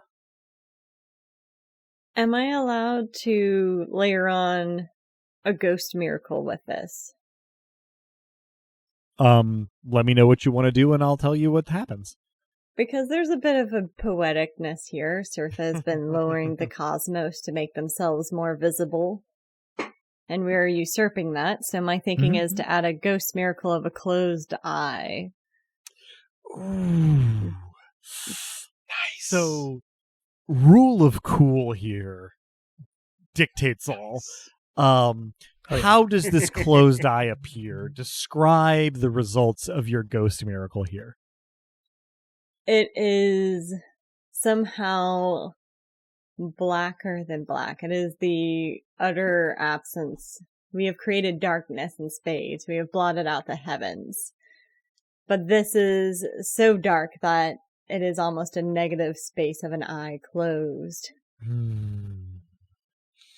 Further, it is the mechanism possibly by which each of the celestial bodies affected, the sun, the moon, the stars. The arc of it would certainly be over the sun and moon. You create effectively an anti-constellation of this closed eye sigil that to those in Taraxis who see it is familiar. Many people all throughout the region fall to their knees when they see it and pray to the obsidian god. And now I crush the nettle. Okay. You raise the nettle up in your hand, just one, and you crush it. You feel its thorns, sort of pressing into your skin, delivering their mildly toxic payload. And you hold the pressure on it until you feel that the tissue has been fully destroyed. Opening your hand, the nettle dissolves. You have a stippling of pinkish dots on the palm of your hand and on the meat of your fingers. And you feel, after a beat, the power flow through Mott into you. Both of our Nobilis of Mott can replenish their miracle points, as well as, let's see, whatever number that you replenished. So I'm going to try to explain this as clearly as I can. So let's say you have 3 of 5, right? You'll replenish, and then you will add whatever the difference is of 7 to your total. So in that case, you'd go up to 10, right? If you've got 0 of 5, you would go up to 7. Does that make sense? So whatever your normal maximum is, the difference, between that and like where you were and 7. Okay, so I would go up to 7 and at least 2 of 5 then. Yes. Indeed. So for 3 of 5, I would go to 10, you said? For 3 of 5, yeah. Hang on. You would go to 2 to 5. And yeah, you would go to 10. Yes. So we're getting 7. Basically. Essentially. I may have overcomplicated it. I had a concept in my mind that may have been You're fine, dude. a little confusing. For Leorian, you don't get anything other than the sensation of immense power flowing through you. For now. I'm a copper wire. Or a log or a funnel, depending on... Yeah. Indeed. Sometimes all at once. Our Nobilis of It's been Mott, a big day. our Nobilis of Mott also will hear briefly Mott's voice tell them, "We are rejuvenated, and we shall seek the pest in our midst. You have done well, my children." Happy hunting. When all is said and done, by the time you emerge from this room, Leorian, you're a little drained, but also a little exultant. You felt all that power flowing through you. Ramnet and Lissa, you are Well, I guess did you become Mavia to do the Miracle of Darkness? Mm-hmm. Okay, so we'll say it's still Mavia. Ramnan and Mavia, you are sort of exultant with this flush of power that you have gotten from nettling Sirtha. And the dual eclipse is still ongoing by the time you exit the room, which makes it hard to tell the exact time of day. But if you had to guess, you're somewhere around 3:30 in the afternoon. We should probably inquire of Tohil how we might deliver the power.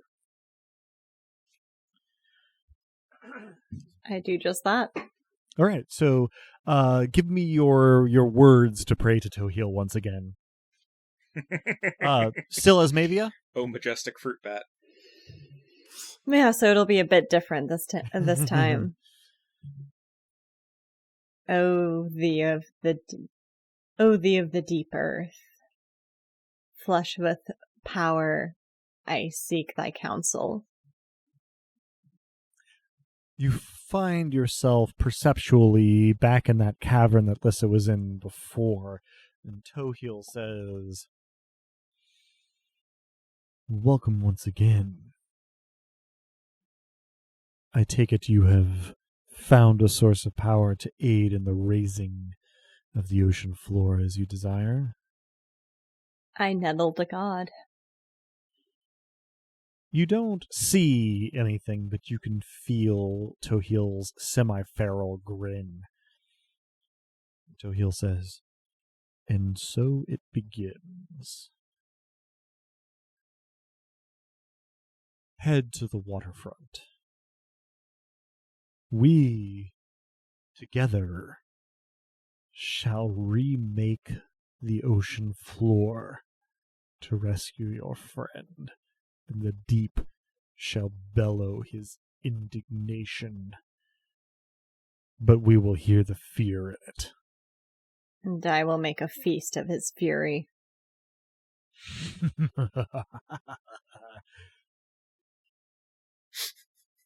That is the Waha, waha. response you get from Tohil before the darkness dissipates. Moi, and there's a footnote here. Ha ha ha ha ha ha. Exactly. So it's a 170-page footnote that just has ha ha ha ha from top to bottom, with increasing amounts of like diacritical marks. Exactly, Yes. and changes in capitalization and font size and typeface. Eventually, it just concludes in like the Danny Phantom like place of text. As we walk, is it possible for me to check in with Varric? Yeah, I don't see any reason why it wouldn't be. You activate Anchor Vision, and poof, you are in Varric's senses. Varric is doing some kind of fruit pressing in the back room of the in first floor in the Lightward settlement. I need you to give a message to Raymalus. What? Oh, of course, lass. Certainly. What would you like me to tell the benefactor? We are about to fulfill the terms of our agreement. And the is that pressure so? that may result from it is only that, and nothing more. All right. Well, I can't pretend to understand it, but I'll pass it along post haste. You do be careful. There's some kind of eclipse on. I know. I made it. There's a brief pause, one of the few times you've heard Varric truly speechless. And he says, "Aye. Well, They put Apatia on the bottom of the ocean. aye? Well, I'm sure you can get her back then. That is what you're trying to do, I assume?" You can leave that bit of information out, but Oh, let aye. Raymalus know that our agreement is on, and my feelings remain as they've ever been. Why, it will last, don't you worry. And he scratches his mossy beard right before the connection breaks. I zoom out, needless to say. As we're walking, I examine myself to see if any of that power is still in me or if it's all gone through. And in the same breath, being as tired as I am, I see if Dosk got any of it. Probably by asking him. You open the connection to Dosk. Power does flood into you. Dosk seems to have gotten some and is perhaps unpracticed at giving it. You have 10 miracle points to allocate into your miracle point stash as you see fit. Okay. Nice. I'm going to for sure restore my domain miracle points, which were utterly drained, and the rest I'll figure out as we're talking. Okay. Once you've established the connection, Dosk basically says, "Whew."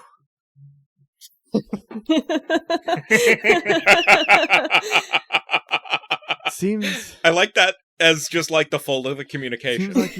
seems like you did pretty well there. Way to go. I got a nice little boost from that. Hopefully it didn't siphon off too much from my friend's stock. I believe it was a net gain for all concerned. Awesome. Well, I'm glad. I guess keep me apprised of how things go. Yeah, I mean, of course, and thank you. Leorian, we're in this together. No need for thanks, but, all the same, you're welcome. Oh, also, I think your grandfather warned the city that they were going to lose the sky for a while, so minimum of panic, at least locally. Well, that's good news. Hopefully, Calavan didn't... I should probably check. And then the connection breaks. Do I feel the difference now that I've been restored? Is that an affective thing? Yeah, that's pretty much a player choice kind of thing. Okay. I will leave it to you how to express your stock of miraculous power. Yeah, I'm going to say I've run a marathon and then drunk 3 beers. Like, I'm still extremely tired, but it's now an exultant kind of tired. Perfect. I love that. Where are you headed, the three of you? You mentioned that you were on your way, but where are you going? I'm trying to think of a particularly relevant waterfront. Mm-hmm. The bay, perhaps? The newly formed bay? Mm-hmm. Makes sense. So you're headed to that side of the city's water side, or are you headed out of the city towards the bay? Oh. How about like that, or the docks that were previously undefended would be my pick. The docks where we started the march. Yes. Yeah. Love that. You head down to the docks in approximately the area where you started the march / riot / rebellion / brigade. Explanation. Oh, I like that a lot. Yeah, you head there, and I planted some embers last session. Mm-hmm. The fact that the sea monsters have a quiet fury directed at them. Can I fan that if I feel it? You do feel it around. Most people are indoors. The sky is still darkened. The eclipses have not ended, so most people are inside currently, just kind of waiting it out. But you can feel here and there the embers that you sort of placed last time. Yeah, I allow that fury. I nurture it like a seed under the sun and allow it to blossom. Yeah, you feel the heat rising, although it has not burst into flame yet. It would be beneficial to just kind of have available as needed. Arriving at the waterfront, it's mostly deserted. There are some sailors seeking shelter on their ships rather than on shore, but otherwise, there aren't a lot of people around. Most people have battened down their hatches, so to speak, during this double eclipse. And in the red-brown light of this dual eclipse, the ocean looks black. And something weird seems to be going on with the surf. It's kind of going in all directions at once as you look out into the sea.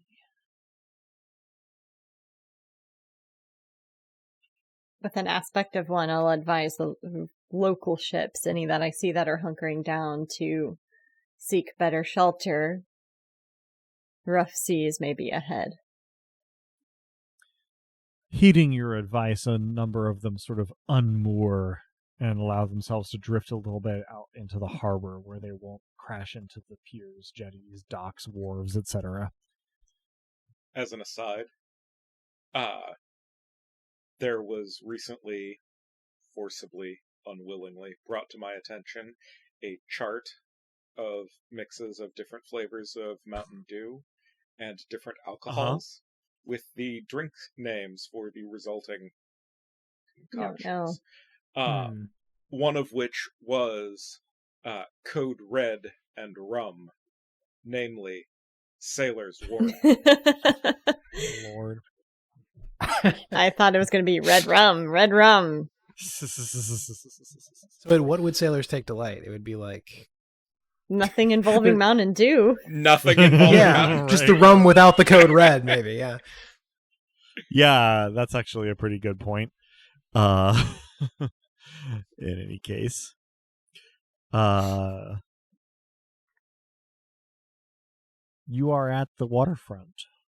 The reddish-brown light of the sky falls on a black, choppy sea as ships unmoor and drift out into the harbor.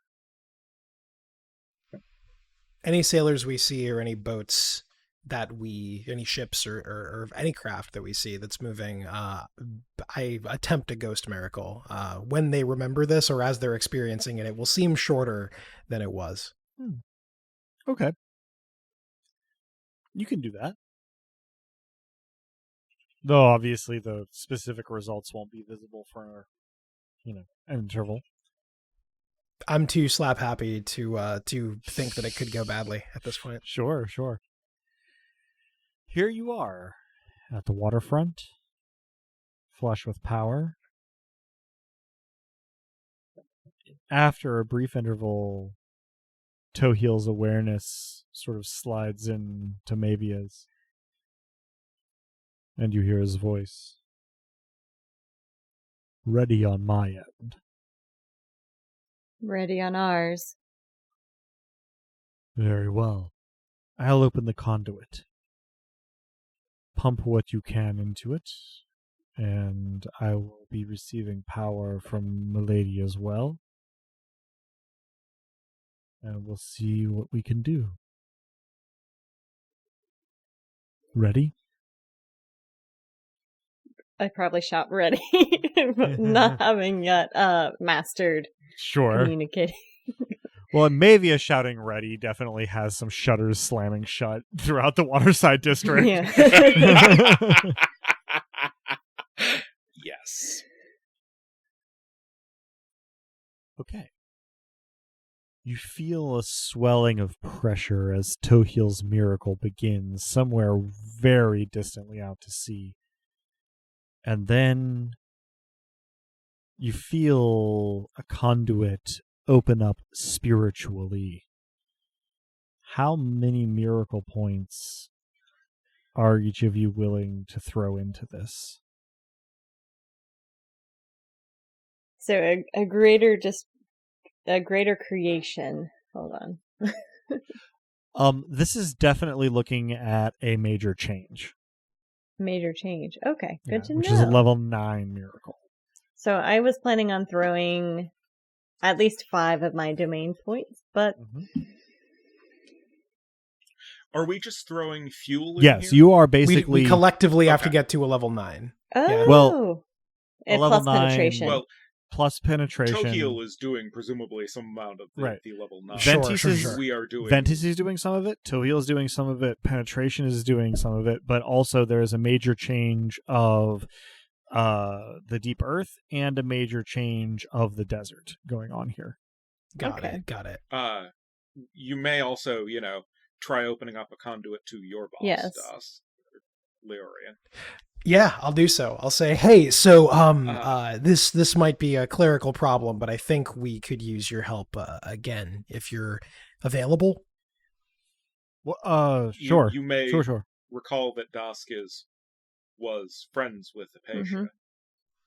Yeah, I explained that Apatia, she's in trouble, possibly, definitely being held somewhere, and we think we can save her, but it's going to take a lot of power. Mm-hmm. Are you having this conversation out loud? When I speak to Das, do I speak out loud? Not right now, usually. definitely. Since I'm this tired, I'm probably slurring a little, but I am saying it out loud. I wordlessly pass you the drawing. I look at it, and in my mind, I have no doubt that he can see it. I probably describe it even so. Does he react? Not verbally, but you can feel a swell of miraculous power coming your way. It's hard to quantify. In terms of power flowing into it, doesn't matter from which category. No, these are Okay. perfectly fungible. Any miracle point is as good as any other. So 7 realm miracle points. All right, 7 from Lissa. I am going to throw in 12. 12 Nice. from Ramnath. I'll throw in 9. 5 from Realm and 4 from elsewhere. All right. That is Just a gonna total make of it 7 from me. 28. Or 8 for me to kind of keep up with everyone. All right.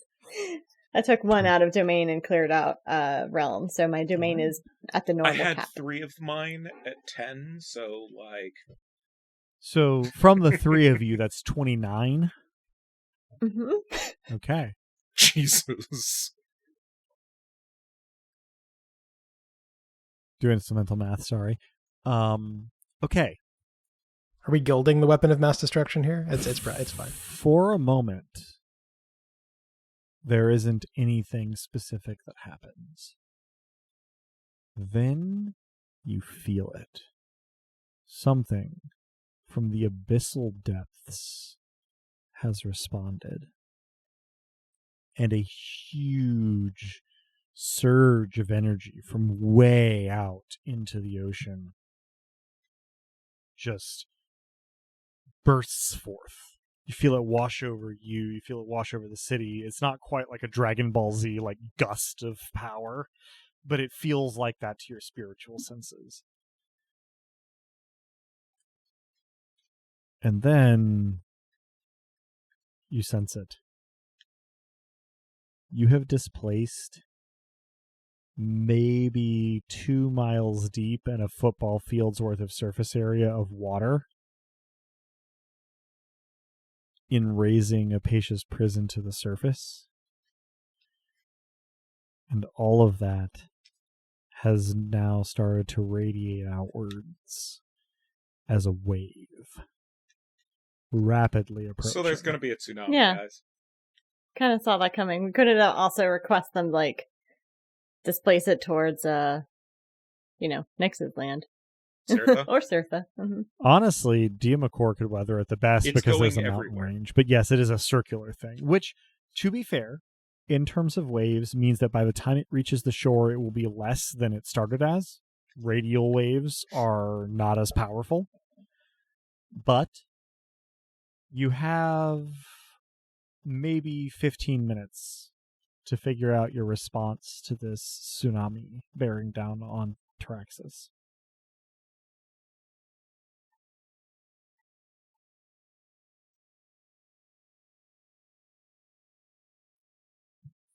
How big is the wave? Can I do a divination for free to kind of sense it?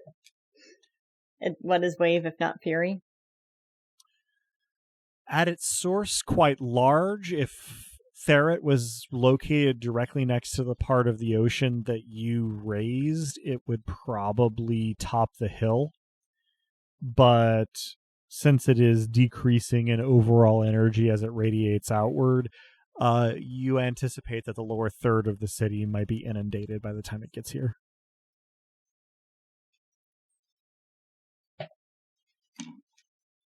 Is there any miraculous energy, aside from what we have created, surrounding this wave? It seems to be simple natural displacement. Adam? Yes. Okay, excellent. Can I have crushed a nettle? Mm-hmm. You certainly can have. This is less effective Of course. That's than poetic. It's your eclipses. less symbolic. However, It's still a hell of It an I is- attack. wasn't going to be the one to double dip this time, so thank you. quite an attack. And so you are able to siphon from Dagum, let's say 5 total miracle points to be distributed however you wish onto your character sheet. Okay. Excellent, thank you. That only applies to Ramnet. Oh, darn. I would like to drop those immediately back into a lesser destruction of murder Okay. against the effect of the wave Mhm. coming to Mott's shores. Sensing this, Mhm. I am going to do a major destruction. Mm-hmm. Actually, a major change. Oh, It'll okay. be more expensive for me, Mm. but I'm going to redirect the fury of the wave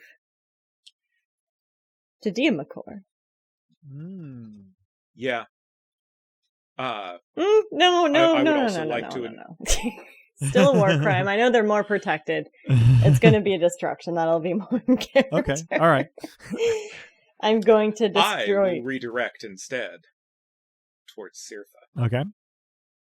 Hmm. So Can we communicate about this? I see no reason why not. Like I said, you have 15 minutes to decide your course of action. Okay. Because not knowing that Sirtha would not upset Apatia as much as pushing a wave to ravage her homeland. I'm back up to a major change of fury. Okay.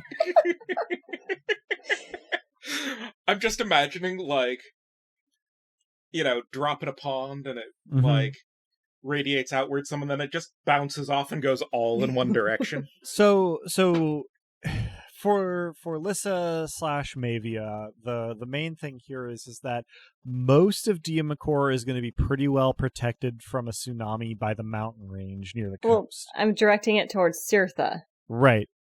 The main thing that would be harmed there is Ivapa, that coastal city, coastal town that you first encountered. So if you redirect it towards Sirtha, you could spare Ivapa some, as well as the coastline of Taraxis some. So if both of you are So, doing this, If I were to destroy it, would I have a better insight into the outcome? Like, would I be able to stop the wave? so a destruction could manifest in 2 ways. It could be either lessening the intensity of the wave entirely, or to a greater degree diminishing it in a particular vector. Would that Now- vector... That goes Okay. for both of you. So, Sirtha would be our best bet, then.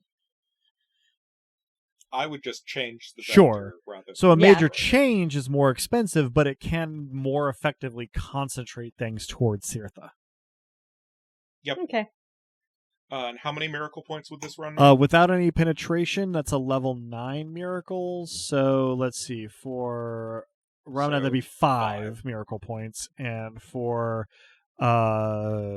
Fury, for Lissa Mavia, that would be 4. Mm-hmm.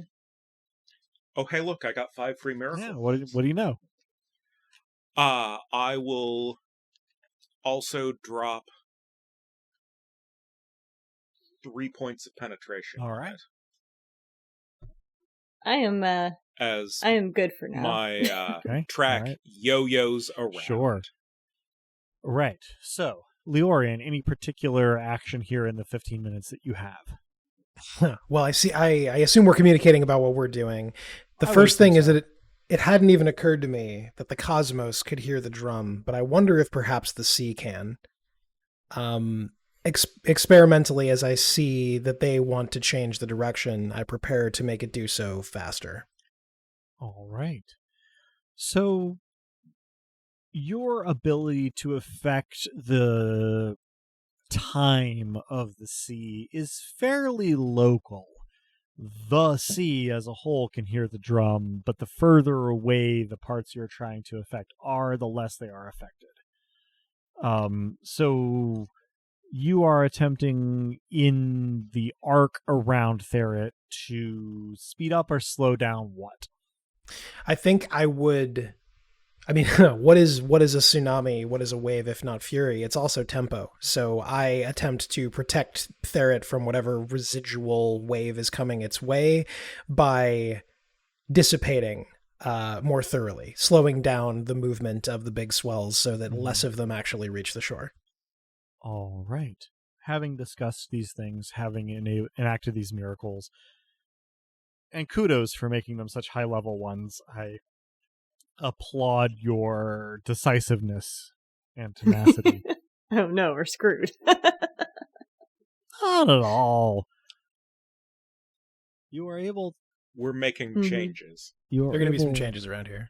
You are able to watch the walls of water miss Therit.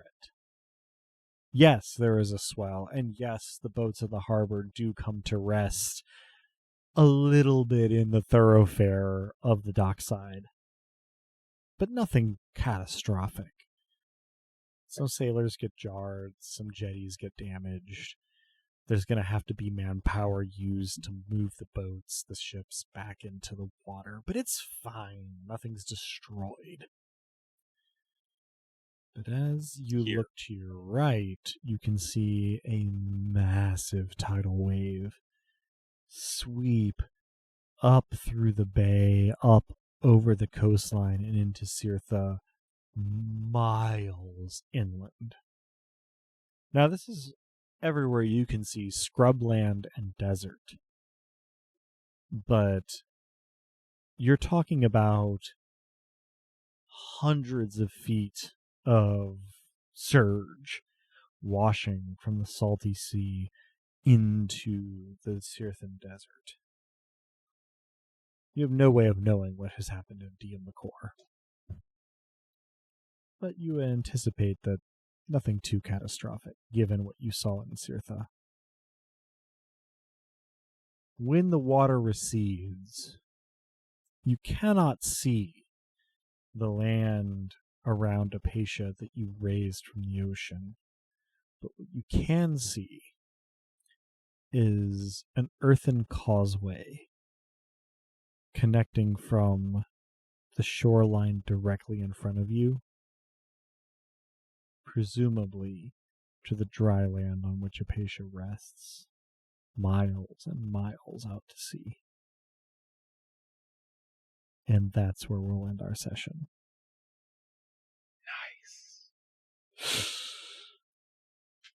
I cannot express to you how gratifying that nice was just now.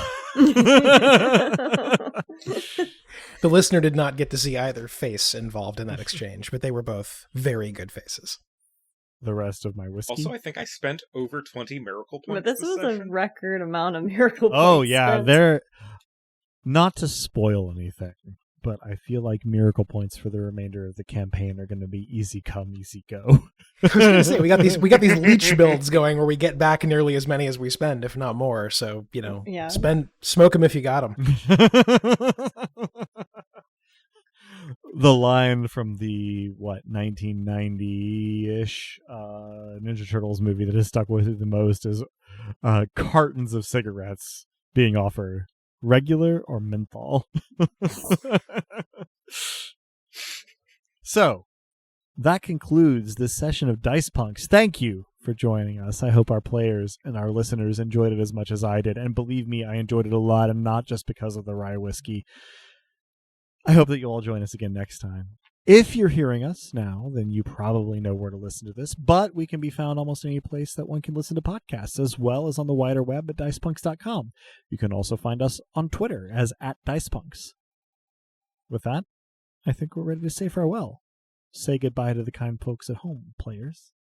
Thanks for listening. Collaborate enthusiastically and always be careful about which boss you tell what. We appreciate you, listeners. And believe it or not, I don't want to set the world on fire. I just want to drown very specific parts of it. Thanks for listening, folks. And do try not to accumulate a sufficient body count to require statistics. Oh. And as the poet once said, look and see the sky turn red, like blood it covers over me. And soon the sea shall give up her dead, will raise an empire from the bottom of the sea.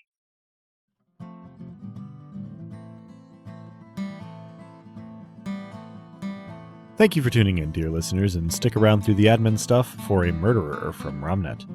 The songs in this episode, Theme of the Dice Punks and its acoustic version, were written and recorded by the Viscount of Tempo and his element, Drew. Cover art is by Joanne, who has appeared on the podcast now and again. Check out her work around the internet, where she goes by Anything Sows.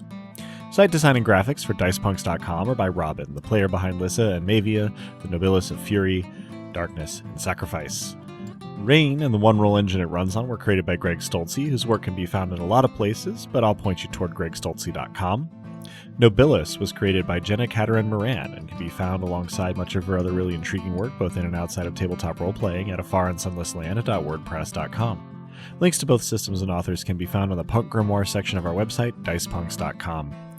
Thanks so much for listening. If you liked what you heard, that's reward enough on its own, but if you're so inclined, you can help us out by rating and reviewing us wherever you listen to us, telling your friends who you think would like us to give us a listen, and even by heading over to our Patreon at patreon.com/dicepunks. We have fun rewards available to backers, including a patron-only Discord and access to the Dice Peaks after show for episodes 1 and following. Regardless, we hope you'll tune in again, and until then, remember, subtlety is for cowards.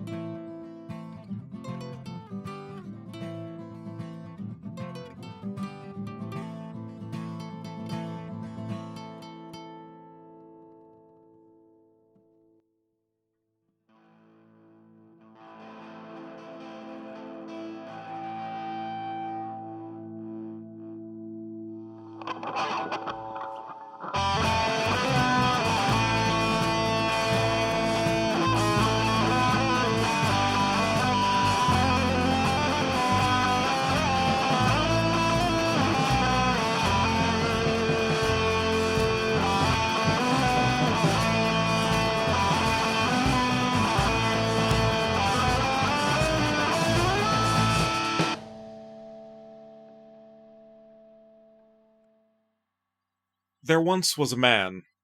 Well, there once was a monster with the face of a man and all the charms and skills and dexterity of one. He had refined several criminal talents to the level of art, notably fraud and theft alongside murder. And the world had gathered to watch marvels of a modern age. There were so many there that some fell through the cracks. Some had help. It is not known how many he killed. I could ask, but it was long ago, so it matters rather little. He was discovered, but not before he could get away. In the end, he strengthened my estate, with relatively minimal macro effect, callous as that is to observe.